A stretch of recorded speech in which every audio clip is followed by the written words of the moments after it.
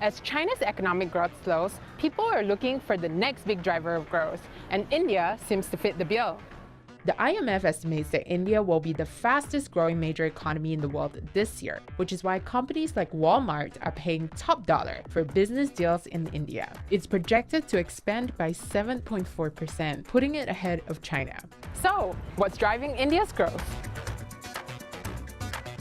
India has a population of 1.3 billion, making it the second most populous country in the world. It's on track to grow faster, even surpassing China's population by 2024. And that big population is also really young. India is on track to reap a handsome demographic dividend. This effect happens when a country's working age population is larger than the non-working age population. By 2050, India is expected to have a working population of more than 1 billion. While many Asian countries are aging, India's population has a median age of only 27.3 years, compared to China's 37.6 and Japan's 47.1. Since Prime Minister Narendra Modi came into power in 2014, his government has attracted record foreign direct investment. Modi has been credited for his strong reform agenda to improve India's business environment. The World Bank gave a nod to his efforts, improving India's ranking in its ease of doing business ranking from 130 to 100. India grew faster than China between 2014 and 2016, but lost its fastest growing major economy title last year. Within the country, domestic investment has fallen, as businesses have been hesitant to invest. India's exports have also dropped since Modi came into power, despite his Made in India campaign meant to fire up the country's manufacturing industry. Economists say that domestic developments are to blame. In November 2016, the government's withdrawal of 500 and 1,000 rupee notes shocked the country. 86% of the country's currency could no longer be used in shops. Then, while businesses were trying to recover from that policy, the government implemented the Goods and Services Tax in July 2017. It's the biggest tax reform since India's independence, consolidating India's many taxes into a single structure.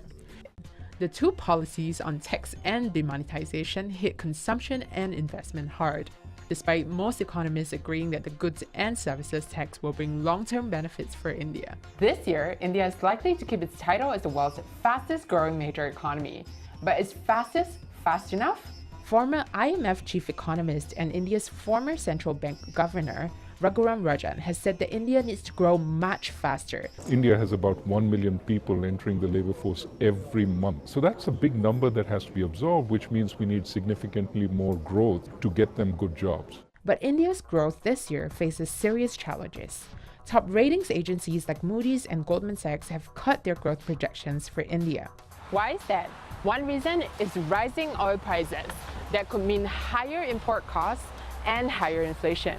India is the world's third biggest oil consumer, after China and the United States. Because of low oil prices, which fell to about $40 per barrel in 2016, Modi's government could put taxes on petrol and diesel. India has become dependent on these taxes, which made up 17% of India's total revenue last year.